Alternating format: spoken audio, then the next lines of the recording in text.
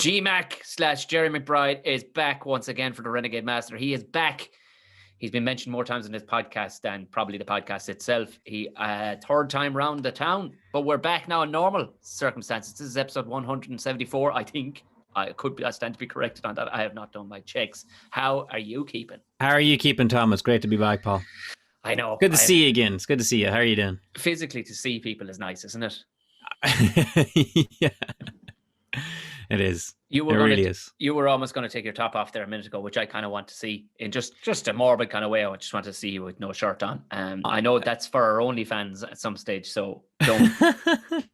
I was going to throw off my jumper because I was a wee bit warm, and then I noticed I had nothing on underneath it. And Tom, if this wasn't a video call, I would have just thrown the jumper off. Oh, I know that. I absolutely know that. Sat here in my bare pelt, so I would. What's the crack with because you look in impeccable condition these days. What's the fucking crack? What's the crack?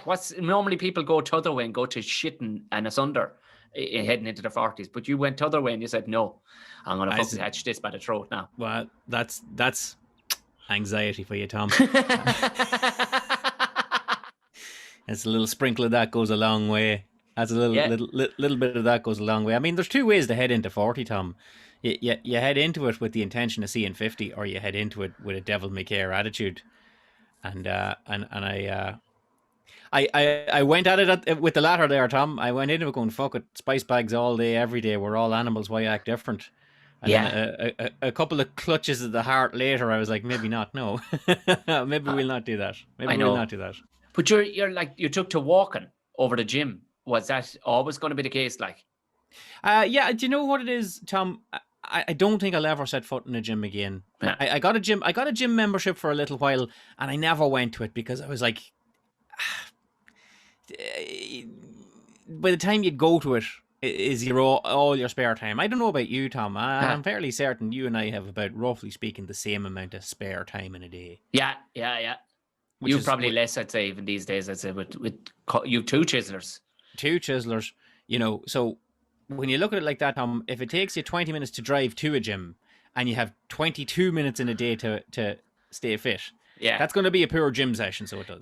Tis, yeah. You wouldn't have the laces fucking done on the trainers at that stage. Yeah. And then to be on you, and I could never go and relax and say, look, I'm going to go down and I'm going to do an exercise bike or something like that, because it'd always be hanging over me like, go do your exercise bike, but like, don't go any endurance distances, pal. You need to be back doing something. You need to write a thing. You need to be there. You need to see a thing. You need to, whatever it is. But I'll tell you what you can do anytime you want is walk, Tom. Walk. You just put one foot in front of the other and away you go. Yeah, I find walking less depressing than running. I fucking hate running. I remember you telling me, like, I'm not built for running though. I've kind of goat build. Well, neither am I, Tom. I did take on with running last year. I ran a marathon last year with the intention that I might run another one this year, but we'll see. The humor might take me and I wouldn't. And I will say, for someone who never liked running, Tom, and then I spent last year building up for a marathon and eventually did the marathon. As someone who never liked running and never could run, I can say now, I still don't fucking like running. I thought there was going to be a breaking point where we were like, oh my God, I love this shit. And I still cannot run. But I'll tell you what I do have in abundance, Tom, and that's pure dog ignorance. Yeah, because all. If all you need to run a marathon, if you're like me, is pure dog ignorance, if just like you literally, your brain tells you, you're not going to run 42 kilometers. Jesus Christ. And the other bit of your brain goes, you fucking watch me run it. I got tick with me hearing that from you, just going, I'll fucking do it. You're not going to do it. I got tick with myself and I went out and I ran it, and it was the absolute ugliest marathon you've ever seen in your life, Tom. Like, I wasn't striding like a gazelle. I'm proud of myself that I didn't stop for 42 kilometers. I just kept running, but that wasn't through fitness, Tom. That was through absolute pure dog ignorance. What were the detrimental effects? Because everybody talks about, the loveliness. Like, you just scour yourself at any point. I didn't scare myself, Tom, but I did take the top of a nipple. Aye. I do. You want to talk Oh, about some rookie mistakes? Now, I've been training for the marathon for like the most of the summer, and I was doing good distances like 20s and 30 kilometers and 35 kilometers. And like I say, the marathon's 42. So you say to yourself, look, if you can do 35, and you're dying at the end of 35, but like yeah, you can die a wee bit more, you know. yeah. Never really had any toenails, come and go. Oh, fuck. But I never really had any detriment to it, and I was wearing the same pair of beat up dog eating runners towards the end of it, because towards the end of it, coming towards the marathon, I was like, I probably need new runners, but if I buy new ones, then that could be the breaking in of them, and that'd ruin all my progress. So fuck it. Shit, right? Yeah, I yeah. have these shit runners, but they'll do me for now. But a new t-shirt, I will get a new t-shirt, and I put a new t-shirt on me that I'd never had on me before, and round about 10 kilometers into the marathon, I look down and there's a trail of blood from nipple number 1 Here. all the way down to my waist, and I was like, well, isn't that a bitch? What? So I'd often heard of that story that if you were running a marathon, a t-shirt would chafe your nipple so much that it'd just fucking lop the thing off, and that's what it is. Took the top of it like you'd take the top of an egg. Stop. Yeah. What was that t-shirt made of that the other ones weren't made of? Like a 35k, you would have cut it Emery off board, Tom. I don't know. But again, like, other people, because I wasn't doing it on a marathon day. It wasn't like the Dublin Marathon or anything like this, Tom. I just went out on the roads on any given Saturday and just fucking pegged it. This is me on my own. So I could have just turned around and said, "Well, fuck this, I'm going home." But again, that PDI, Tom, that pure dog ignorance said, "Keep going." So I ran another 30 kilometers with the nipple just, and you were running it holding your t-shirt out from yourself. It was a penance now, so it was, and I got home and I'm on an absolute rags. But I got it done, and I might do another one. I know boys that run marathons on the regular, like they run them for the fun of it, Tom, which is not something I'd run it for. Why did you run a fucking marathon, Gerry, by yourself? I sure I'd fuck all else to do, Tom. I could fucking think of 7,000 things other than to do. Little else to be at. Like I said, Tom, anxiety.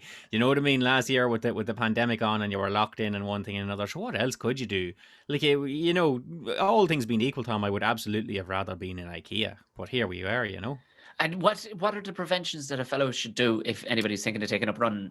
Give me 3 things that definitely you should do if you're thinking about taking up running. Obviously, mind your titties. Mind your titties. I know boys that run, like I say, marathons for fun, and what they do is they'll like literally have wee band-aids in their pocket.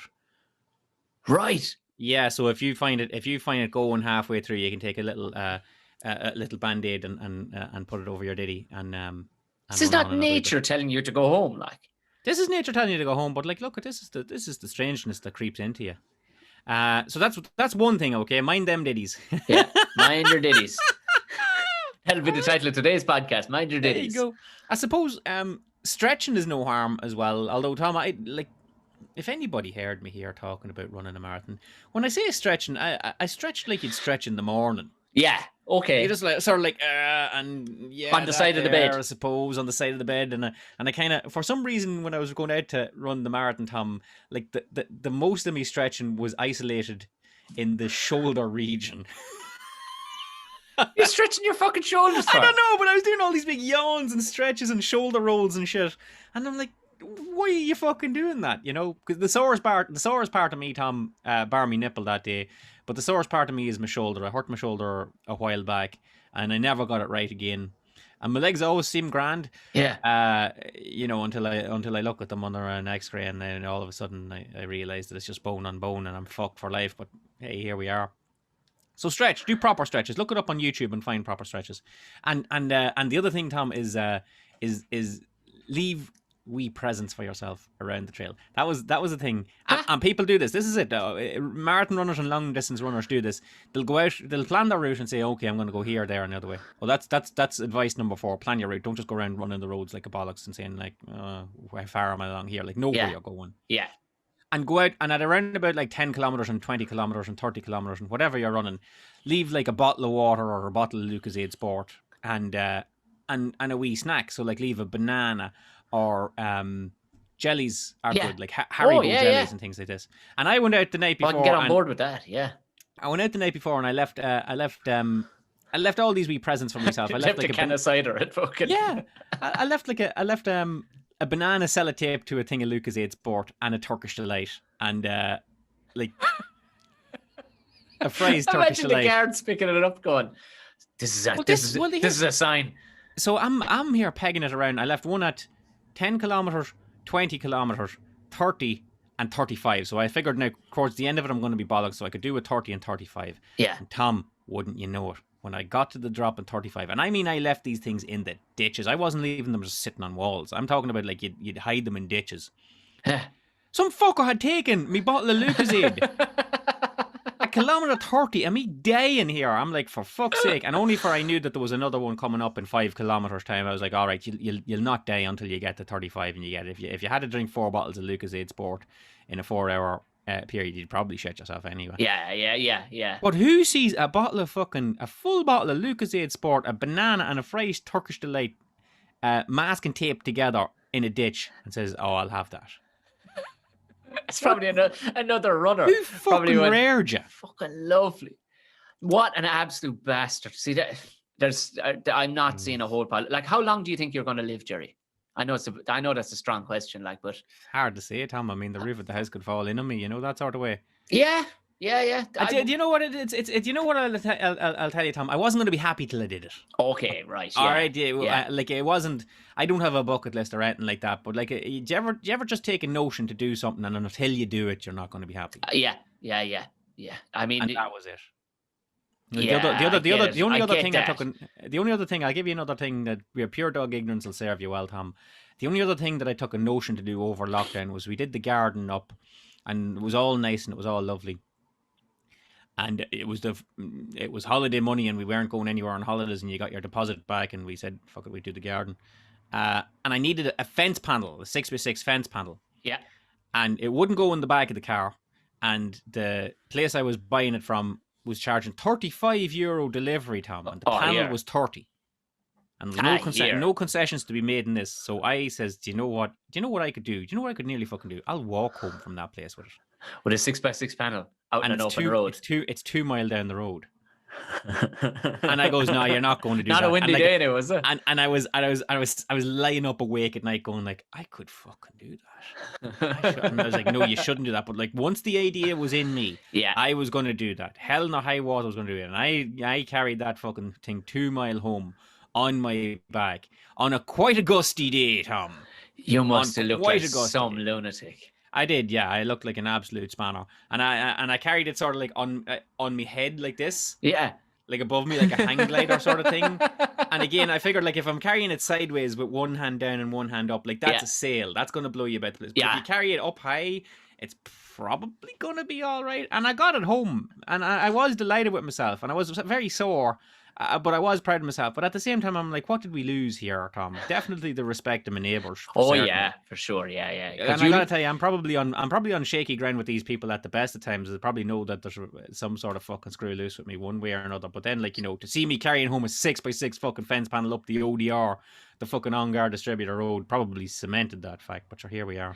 I love that your average person looking out for their short period of seeing you think that belongs to you, and it blew up the road, and you're like, I never even thought of that. But every single person goes, oh fuck, go out and checking all our fence panels out there, because was it windy last night? Because your man's walking up the fucking. But also, I mean, the glorious point from the sick bastard I am would be for you to get back and realize that was an 8-foot panel. It's the wrong size, the wrong size, yeah. I should look at. Well, look, modern medicine reckons that people in late 30s and 40s are going to live over 100 anyway. So. But here's the thing, Tom, and I know, here's one thing I do know now, creeping up past 40. When you go back to, like, we're only 6,000 or 7,000 years removed from the caves. Yeah. And we were never supposed to cross 35.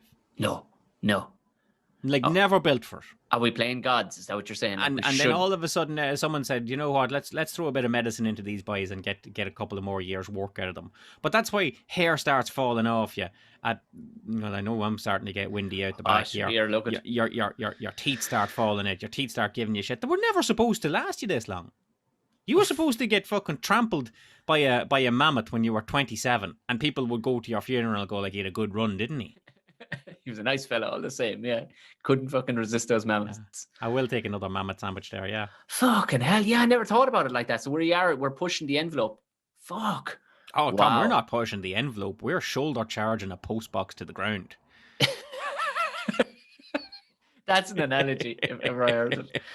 Because even around Ongar, though, there's still, because I remember driving over to your place over, because you haven't moved far from where you used to be, too far from where you used to be. Sure, you have where we used to pick you up before, but because there was countryside. Did you have, especially around now, are you still find yourself as being the culture in the area, explaining to people what the screeching is at night, that it is actually vixens? We live quite close to I'll put it like this: we live quite close to a canal, and last year there was a rat terrorizing the neighborhood, and there was a rat running on the back, fucking people up.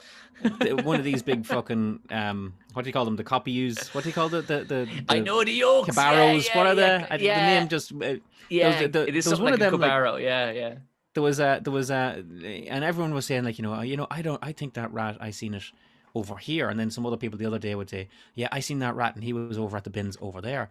And at some stage I had to sort of like say to myself, lads, it's not one rat. Yeah. We live beside a canal. These are rats plural. Yeah. Because we are in, whether you want to say it or not, we are in the countryside.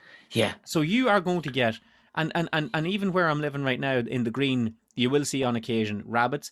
I've seen a hedgehog here and there. You'll see squirrels. You will see rats. You'll see such like. Because honestly, you throw stones and you're in the countryside. We've got the canal right there, and there's a big development going on at the canal at the minute, which has just chased every rat from the canal into the surrounding hinterland. Lovely. Into the hinterland, and yeah, so I hated to break it to the neighbours, but that's not one rat. That's rat plural.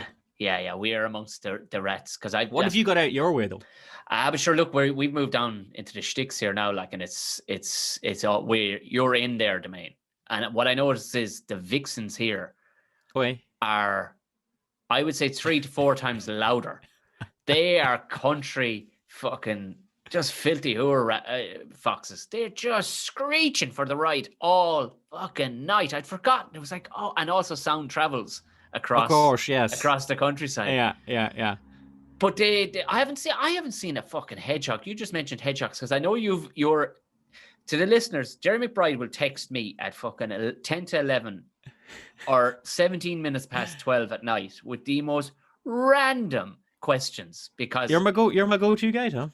I do get random questions. Like the other day, somebody texted me. He's a comedian. Texted me the other day that if he obviously must have read a manual from like 1902 on how to jumpstart a car.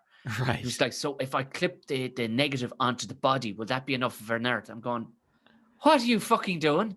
Why would you do that? Just clip it onto the negative of the other battery. That used to be the way it was. There was only ever a positive showing, and also now there's junction points and stuff like that. Turns out you can't actually jump the car he was talking about. You actually have to ring. You actually have to ring the main dealers to send somebody out. Yeah, cute cunts. Anyway, but Gerry, one of these nights, now I know how to trap hedgehogs because we used to do it when we were small, all right. And Gerry asked me out of the blue. He goes, "Would you know anywhere where you get a hedgehog?" I'm like, "What the fuck is this?" He's definitely been drinking, or is he taking the piss? Is this a test to see how far he can push Tom? To see, I'll pull a random fucking wild animal out of my hole here and see can he get that? And as it turns out, it wasn't. You actually genuinely wanted a hedgehog at the time. I did, and Tom, at that stage, you could have told me anything, and I would have taken it as fact. Oh, I know that. You know, like, yeah. I wasn't going to start disputing you and say, "Oh, that's probably not it." There's no wrong way to answer that. Why did you want a hedgehog? And go like, I didn't want a hedgehog. My dad has always wanted hedgehogs in his garden. And they're very good. They're gardeners. They'll eat slugs and things and keep them off lettuces. If so, Dad grows lettuces and tomatoes and cabbages and Christ knows what. And a hedgehog will basically just go around and eat all that and keep all the slugs and things off you. And try as we might, we were never able to entice a hedgehog into the way. So on occasion, I'd say, like, where am I going to get this man a hedgehog? Tom, many hedgehogs. Well, because did you do a fundraiser or something for hedgehogs? I did. Right? I eventually got I found a hedgehog rescue centre in Rush in County Dublin, and hey, they're doing the Lord's work. There's rescue centres for everywhere, cats and dogs and all this kind of thing. But this seemed to be the only hedgehog rescue centre in the country that I could lay my hands on. And the lady that worked there supplied me with a couple of hedgehogs, and I brought them up to Dad, and he was delighted about it. And to say thanks to the lady, because it's a charity organisation, I raised her a few pound for her hedgehogs. Like it's telling you, Tom. Did the hedgehog stick around? Because fuck all else to be at, so I do. Yeah, I know. That was one of the thoughts where I was like, Gerry, you fuck all else to be at. Did he stick around? Did the hedgehog stick around? Don't know. Who knows? They're a very territorial thing, but they're also a very nocturnal creature, Tom. So whether they're there or not, you remain to see. And Dad maintains he still sees droppings, and he sees like he sees no slugs, Tom, which would be number one. Yeah. Well, I'll tell you one thing about hedgehogs, Tom, that you may or may not know. All right. Here's what I knew about hedgehogs. I says, like, the only hedgehog I'd ever seen at this stage was a dead one. God, poor wee bastard to get hit on the road or some such, right? Yeah. So, she gave me 5 hedgehogs. What? She gave me 5 hedgehogs. Once their job is to rehouse hedgehogs, but they won't just give them to you left, right, and centre because they're not pets. They're wild animals, okay? So she sussed me out first to make sure that I wasn't acting the bollocks, that I wasn't just getting a hedgehog, like as a fucking school football team mascot or some shit, right? And once she knew that I had to like show her satellite photos of the house and everything from Google Maps to show that it wasn't beside a motorway or anything. Yeah. That it wasn't beside a motorway and that it was actually out in the country and blah, blah, blah and all this kind of thing. And once she found that there was a suitable house for a hedgehog, she gave me 5 of them. In a box? In a box, yeah. Into the boot of the car. Full of straw. There you go. Like a box that you'd get oranges in, the sort of wide boxes. What do you feed hedgehogs in transit? Well, this is it. I got them of a Friday night with the intention to go up to see Dad on the Saturday, which means I had to keep these hedgehogs alive for 24 hours. I got them on like Friday in the morning. Fuck, right. All right, so I had them in my garden shed, and the shit and pissed and did whatever hedgehogs do, and the smell never got out of the place. But here's the thing, Tom. In your knowledge of hedgehogs, would you say hedgehogs are fast or slow? Just watching them, I would say they're slow. Incredibly fast animals, Tom. Incredibly fast animals. Like, fuck off. Genuinely speedy animals. Like, they're as fast as a rat. No, they're not. And they've got acceleration as well, Tom.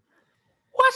Yeah. So like, and that came as a start to me because I was putting them into the shed. And here, Tom, when they tell you a hedgehog's spiky and you should wear gloves, heed that. Did you know a lot of them are full of fleas? Yeah, they are. Yeah, they're hedgehogs. They're wild animals. Like I say, they're not pets. So I was lifting them just with my hands, and that wasn't doing it, like, and I was like kind of rolling my jumper up over my sleeve, like how spiky could they be? Incredibly fucking spiky. And one of them just like went, and just, like, honest to God, I was like, are you fucking kidding me, right? Would you say hedgehogs are quiet animals or loud animals, in your knowledge? Fuck, in my knowledge, I'm going to say they utter nothing. They are incredibly loud, terrifying animals, Tom.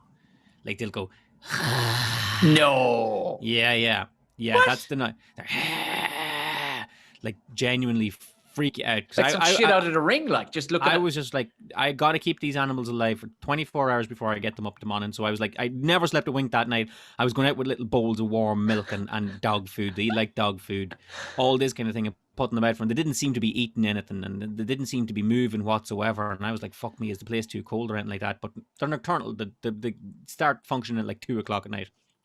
So I went out, honestly, 3 o'clock at night, I'd stayed up the whole night to go out and watch them. And I went out to see were they eating anything like that. And I counted them 1, 2, 3, 4. And I'm like, fuck me, there was a fifth one here.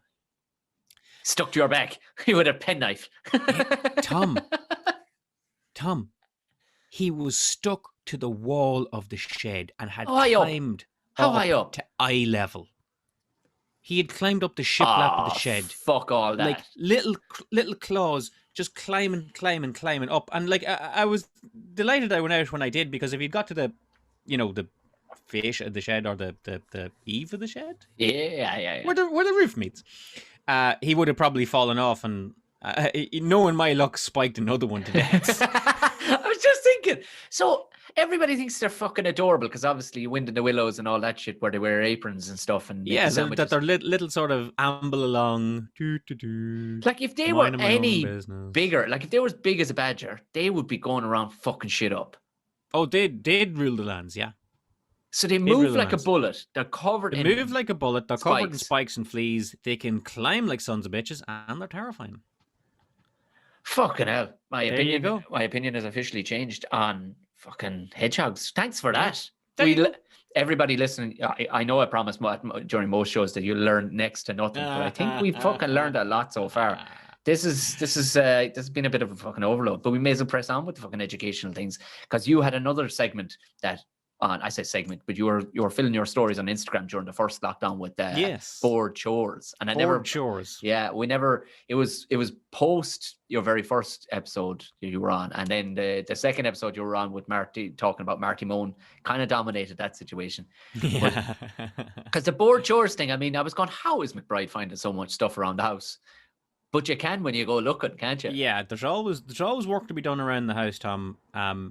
And again, I love a project.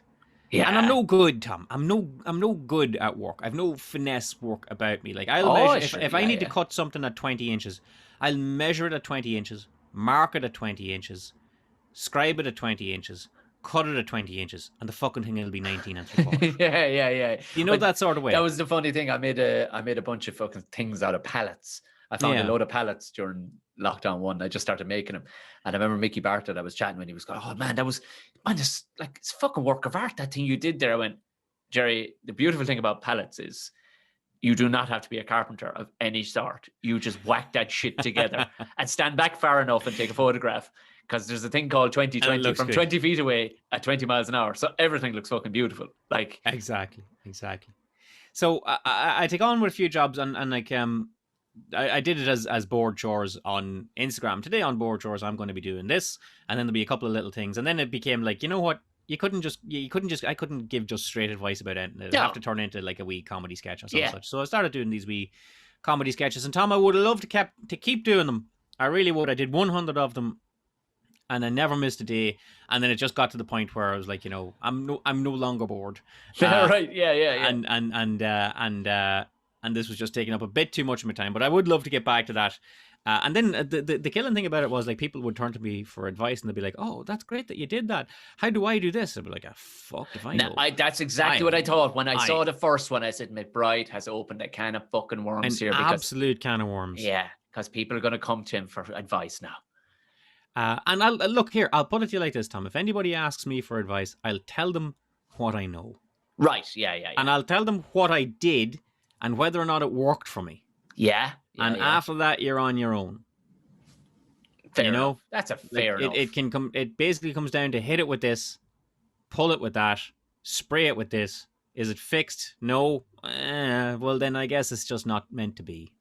Give us the top 5 things that people probably wouldn't. Because one, in fairness, and I was kind of going, that's a smart one. I remember the old man going on about it before, because people have it kind of a throwaway culture, but you were actually servicing the dining room chairs and table. Yeah. I mean, like, you know, like, I don't know about you, Tom, but when we were small, we had the same stuff for bell to bell, 20 years, forever. Yeah.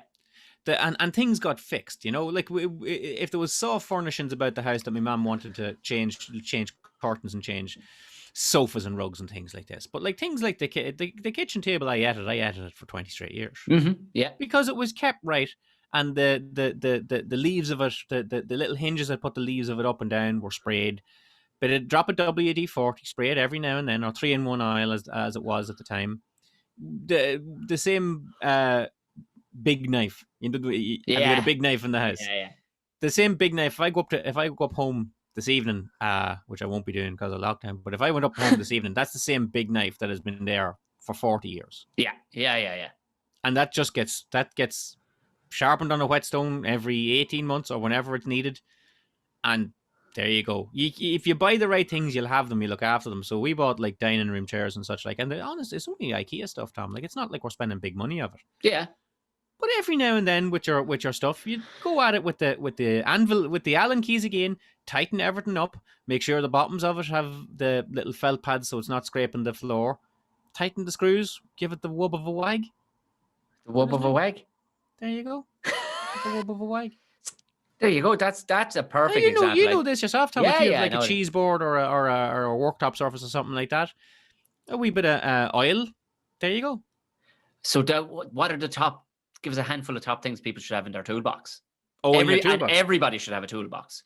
I'm, as I'm talking to you here, and we were only talking before the show even started, WD-40. People should nearly be wearing WD-40. Yeah. And look at Tom, there's jobs you take on with and jobs you don't. Like, you never ever mess with gas. Don't mess with gas. You will kill yourself. Yeah. And I personally don't mess with electricity. I've two of the exact same. Yeah. Just don't do it. That's Edison's medicine. Don't fucking go near it, right? So you don't really have to worry about anything like that. So we're not going to be stripping down gas boilers, and we're not going to be putting up things. I'll wire a plug, but that's about it. So think about what else you're going to be doing in the house, Tom. 9 times out of 10 you'll be putting shelves up, or you'll be doing something like that. Mm-hmm. So you need something that makes a hole, Tom. Yeah. So you're gonna need a drill. Yeah. You can buy. Yourself, Tom. You can buy Hilti hammer action fucking drills for €600, and you don't need that about your house. You need a wee drill will go an awful long way. And not only can you make holes, you can also if you have a drill, you can make holes in the walls. Get a hammer drill. €35 to €40 Black & Decker job if you're so weird. If you're feeling like spending money, get yourself a good Hitachi or some such. If you feel like you can spend €200-300 very, very easy. But think about what you're going to be doing, Tom. You're not going into business. You're making at best 15 holes in your whole life. Yeah. Because lads will go mad on the DeWalt gear and so all the rest of it. Like, I see a fella. I was chatting with him there one day on Zoom, and I know the guy is like a computer tech nerd. And he had 2 or 3 Festool. Have you ever come across Festool? Yeah, the name rings a bell. It's the craziest, most expensive gear out there. Like hyper nerd carpenters, like real ridiculous joiners will have this gear. Like 700 quid for a drill. And I'm kind of going, what are you doing? And it looks brand new. He goes, I just got it for some gear. I'm like, you have too much money if you're buying Festool. Not needed at all. Not needed. Get yourself a drill, and look, if you want to get cordless and be fancy about it, fucking do. But like a little drill with a cable on it, you can plug it into an extension cord and drill all you want. Honestly, think about what you're going to be doing about your house. You're going to be honestly drilling maybe 50 holes in your whole goddamn life. Yeah. Although, here's one thing. Do take a look at your drill to see does it have a forward and back, because it doesn't always do, because you think to yourself, oh, it'll always have a forward and back. It may not. It possibly will not, okay? Because a drill is not a screwdriver, Tom. That's one thing I learned. Yeah. You think you're just going to put a screwdriver bit in it and I can drill screws and put them in and out? That's not what a drill is for. You can get yourself a wee electric screwdriver for that job. Or do you know what you can get, Tom? A fucking set of screwdrivers for a tenner. Yeah. For the most part, most things like everything you ever want to do. So you get yourself a drill and get yourself a screwdriver, and you can pretty much do whatever you want. You want to get yourself a wood saw to make a piece of wood that doesn't fit. Yeah. And what also will help with that, Tom, is a hammer. Of course. Yeah. Claw hammer, ball pin. Claw hammer, if you make a mistake, you pull it back out. And after that, Tom, if you have a claw hammer, a saw, set of screwdrivers, a drill of some description. Yeah. Silicone gun is probably no harm either. Small level too wouldn't hurt, I suppose. Wee level, so don't. If I see guys like checking levels using their phone, and I'm like, I've seen it. I have an app. You're like, no, you don't. No, you don't. You've got nothing. You got nothing. You got nothing, kid. You got nothing. So honestly, Tom, after that, don't throw away the Allen keys that come with your IKEA furniture. Keep them, and you're set. Yeah. A pair of vice grips, maybe. Yeah, I mean, and even still, like vice grips is only really supposed to be for clamping 2 yokes together. It's I know they call it the farmer's toolbox. Farmer's toolbox. You know what you can do with a pair of vice grips, Tom? Fucking everything. It's true. You want to put stabilizers on a child's bike? Vice grips will see you right there. Yeah, you're right enough. We should have our own Netflix show, shouldn't we? Just based around the vice grips. What I've described to you there, Tom, is at best, and you don't have to buy it all at once. It's at best maybe €80 to €100 worth of stuff. Maybe not even. Maybe not even. And it's €100 with a toolbox to put it all in, and put it up in the attic, and hopefully you'll never come looking for it. Mind it. That's all. Just mind it. Especially the saw. Don't let any cunt start cutting bits of plastic with it. Don't. Always put the sheath back on and mind the saw. I'll tell you one thing I don't mind, Tom, is I don't mind as in, it's not like I don't mind like, hey, I don't mind that. I mean, I don't mind, I don't look after it. And I'm always going looking for new ones, is paint rollers and things like this. Yeah. Because it's a pain in the hole to clean them and so on and so forth. So I just go up and buy cheap ones anytime I need them and throw them out. And it's a terrible way. Greta Thunberg would be Personally, I'm in the exact same boat. But I don't have a lot of pride when it comes to painting. I'll be neither honest do I, with you. and I never want to see it again. No, I would knock a fucking wall with far more pride with a sledge Yeah. than Yeah. no, there's a handful of jobs that I wouldn't touch, i.e. electricity, gas, and even fucking tasty plumbing, because I've seen what tasty plumbing looks like.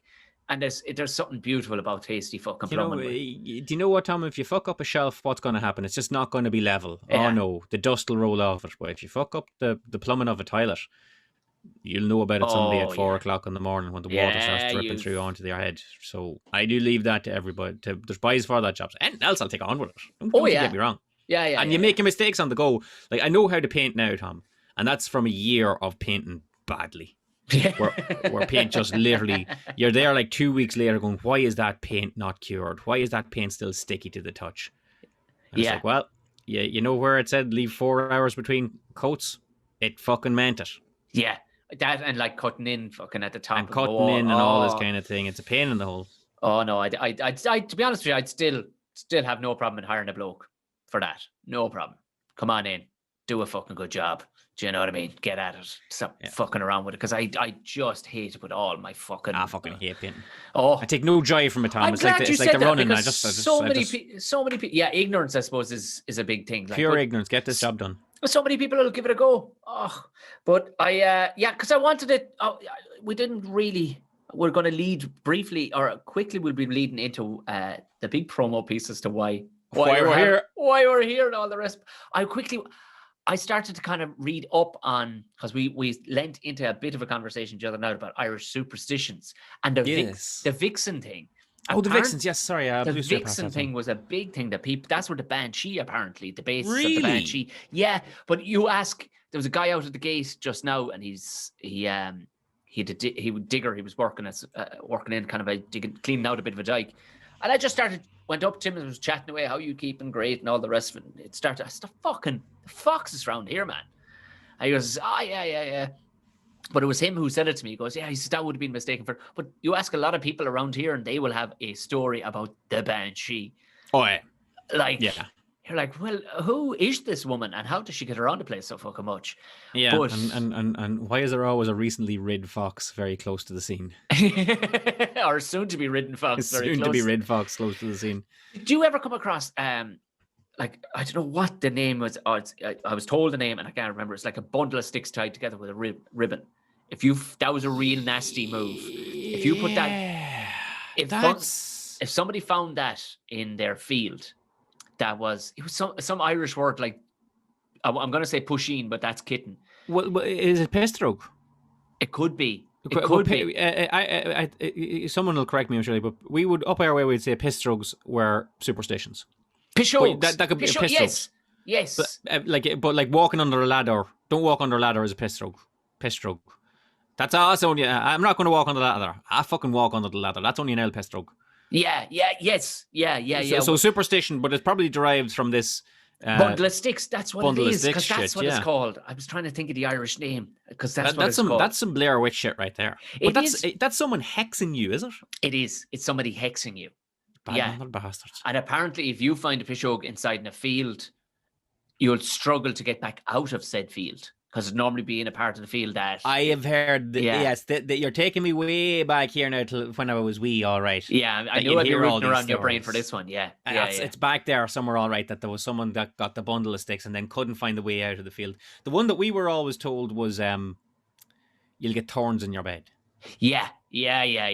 And you'll never, you wake up and you sweep the thorns out of your bed, and then you go back to bed, and then, hey, more thorns! It's like, I gotta open a thorn business. That's what I need right here. What the fuck is this? It's like all the thorns you could ever want. Anywhere if you vex the wee folk or the fairies or what have you, you're going to get thorns in your bed. Now, Tom, come here. We're grown ass men. I know this is all fucking nonsense. Well, at the same time, I would not go near a lone bush in a field. No way. Not a hope. And I'm telling you now, spoke to a guy who ripped one out of a site that he was on, and he hired a digger on self-drive because no digger man would go near the fucking thing. Would go near the fucking thing. Lo and behold, not half an hour later, he, in the most random spot he could have been, he moved his digger to, in the middle of a 12-acre field. He hit the internet cable / telecoms cable, and because it was old, he had to replace it all. He had to replace, I don't know, something like, was it 700 meters of it? Because they weren't going to come out and be able to replace it. They went, that's old as shit. That should have been left there. And of course, there was no ducting, no nothing, in fairness. But he was kind of going, no, it's just coincidence. You're kind of going, yeah, okay, it's coincidence. But at the same fucking time, dude. I'm gonna tell you a story, Tom. Names changed to protect the innocent and all that kind of thing. It's nothing to do with piss rogues or fairies or anything like that. It's just a funny story. I like to tell it whenever I can. I used to work in this shop. It was a builder's provider. Yeah. And it just so happened that one day there was a bit of building going on up the road from the builder's provider, don't you know? And there was a guy out there with a digger. We knew him from coming into the shop, but he was digging. He was digging. There you go, digging foundations or whatever the fuck he was digging. But he was digging, right?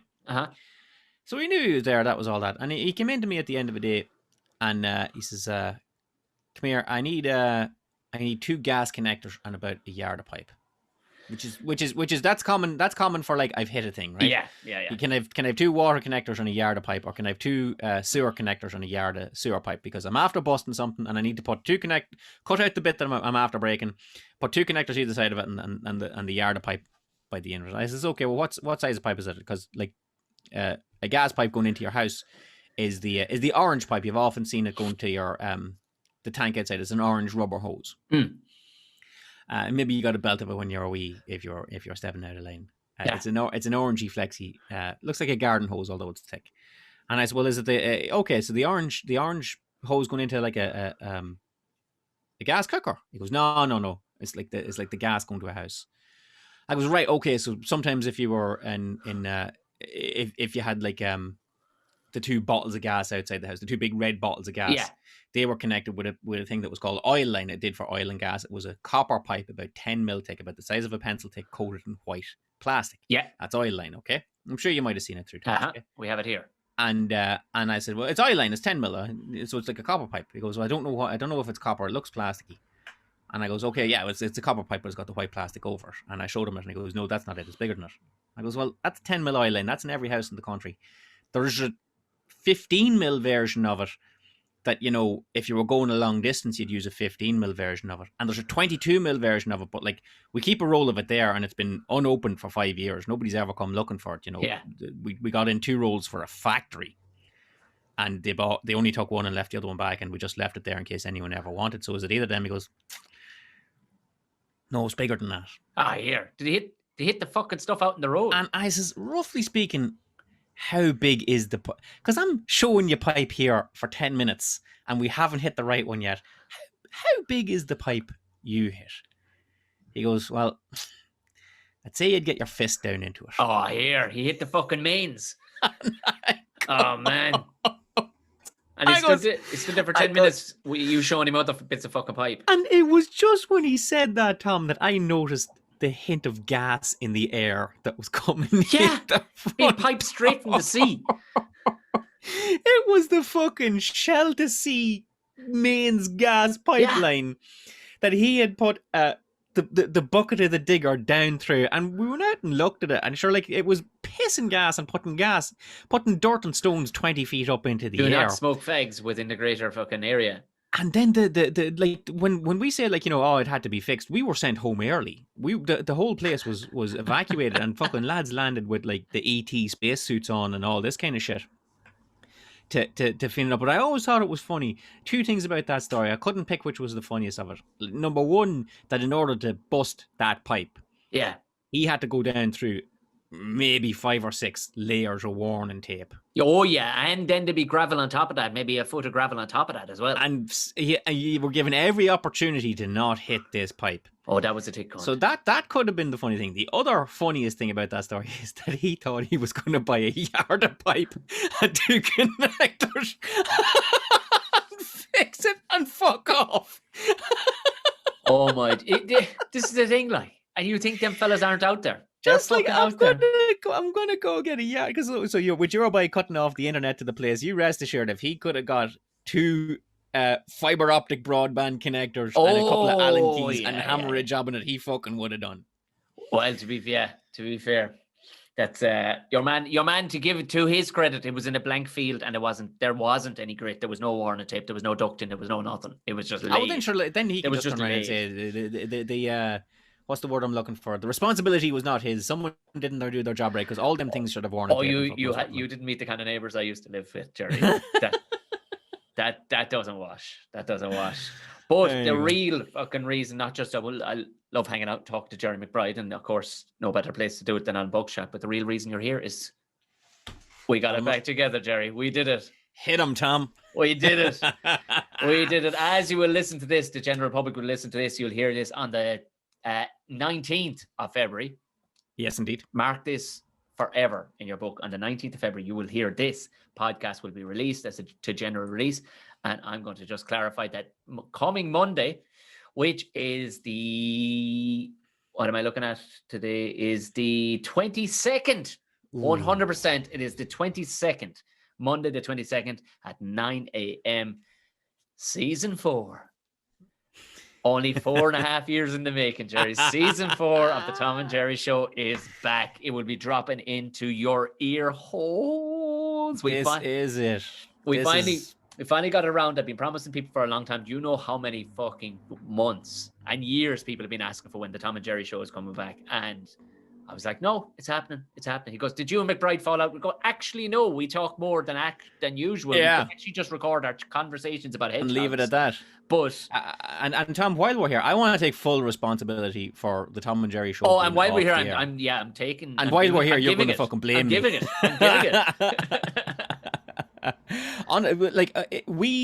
The last episode, just to give you an idea of how long we've been off the air. The last episode, Barack Obama was still president. That is the truth. That is the truth. And I do believe Trump was inaugurated the following. We finished up at the Christmas of that year, and Trump was inaugurated of the January, and then he did a whole term, which I didn't hear much about. Did anything happen? Not a lot, to be honest. Neither here nor there, wasn't it? No.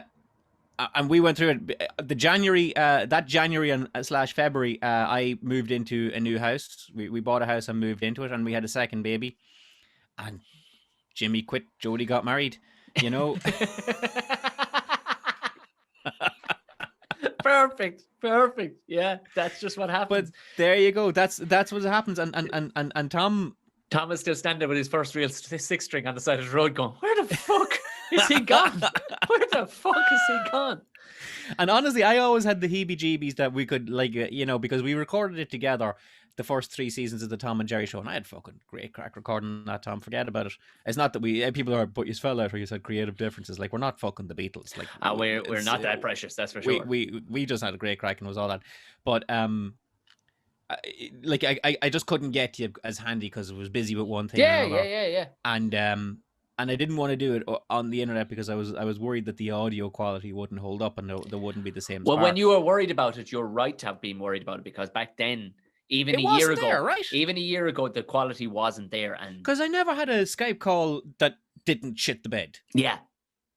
Oh, they were dirt up until now. And literally in the last maybe 3 or 4 months, we couldn't be talking at the same time. No. We just shut one guy off, and it was shit in the bed and everything. So it really has pulled up its socks. And I'll tell you that Zoom, those Zoom guys, where were they, Tom? They apparently every one of them. At Christmas, all got a bonus of a Maserati or something because there was only about 6 of them working in Amsterdam in this small little office. And honestly, when because I always hated Skype, and I always had 6 Skype accounts that I kept losing the password of, and I was like, fuck, I have to start a new one, Gerry McBride _27, because I'm after losing that many of them. And then when the pandemic hit, we had a work meeting, and someone goes, okay, well listen, here's a link, it's Zoom. And I was like, God, fuck off. It's like what, TikTok or something. What yeah. is this? It's another thing that I have to learn how to use, and I'm never going to be able to. And I was like, no, listen up, McBride, you slow-witted dipshit.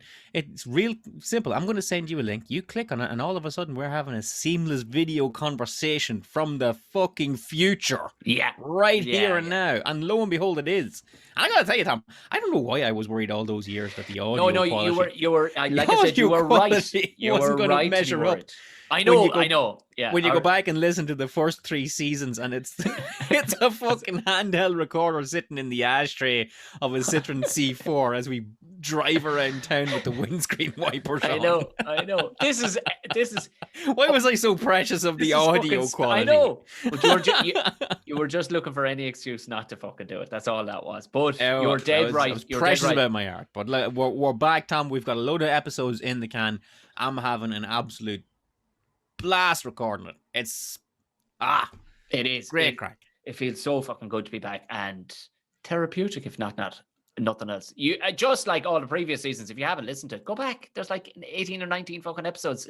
No time. There's 18 plus a Christmas special. Well, Gerry gets mildly drunk, and we comment on Die Hard, I believe, the whole way through. That's right. Yes. Yeah. Go back and listen to them. They're all good crack. I mean, it's like to me, it's like people that have said that they've never watched The Office. Yeah. I'm like, why haven't you watched The Office? It's 12 episodes, half an hour a piece. Yeah. Take you a long afternoon. You might not like it, but like at least you have an opinion. Faulty Towers, only ever 12 episodes made. You can't you can't say I don't have time for that, you know? This is it. So like that, we are back and we have a fucking brand new season for you, and it is juicier than ever. Our audio is fucking unbelievably better. The whole thing is just, the whole experience is just all around better. And if you think we took 4 years to perfect the format or really drill down into what the people wanted, nope. We just went a little longer, to be honest with you. We just got a little longer. We just than talked usual. a bit more, yeah. That's all. So it's the same crack. If you like the previous episodes, you're really gonna like these new ones. If you didn't like the previous episodes, listen to it. You might like these ones. I don't know what to tell you. What? Tell me what you didn't like about Gerry's the last one of the episodes. best salesmen I know, honestly. So if you can't buy what he's selling right now, what do you want from us here? So the best place for everybody to follow, because Gerry will be in control, and this year we will be more interactive through Twitter. Absolutely. We're not bothering with Instagram or any of that bullshit. We're just going to go through Twitter. The link is there to get in, find whatever you follow your podcast on, whether it's Acast, Spotify, or Apple Podcasts. It's all there. Find it, subscribe to it. Monday morning to be a juicy steak of episode 1 will be in your ear holes. As far as anything else goes, yeah, we will be throughout after each episode is released, we will be actually putting up media talking about the episode and all the rest of it. So we'll get interaction. So feel free. You won't just be following us just to find out when it's on. You'll actually have a bit of crack throughout the week prior to the next one coming out. And like I said, Gerry's the wizard when it comes to Twitter, so I'm leaving that all in his fucking hands. I'll do my absolute level best. It won't be hard to find. We are not the cat don't and worry, mouse. we'll fucking tell you. Yeah, we are not the... Yeah, I mean, we will be shouting it from the fucking rooftops, but this was a perfect intro for the whole thing. So, that has been you go. Episode 174, possibly 5? I'm not sure. It said 175 on the meeting invite here, Tom. Did it? Did it? Yeah. Well, we'll go with that then. As people will get this, look down in the show notes underneath. You will see where to follow Gerry McBride and the best place, his hilarious fucking presence on Twitter. As well as that, you'll find the pod link, which shows you every place you can find the podcast, depending on whatever podcast forum you listen to. Gerry, unfortunately, people, I'm sorry you learned stuff this evening, which is a promise I make on most shows, but you learned about hedgehogs, you learned about tools, and you learned about minding your ditties. Gerry, delightful as always. Take care, Tom. Everybody, see us over on the Tom and Gerry podcast. And Tom, thank you again, and continued success with Buckshot. I'm forever envious of how you've managed to keep this going. It's absolutely fantastic. It's a credit to you. Look, thanks.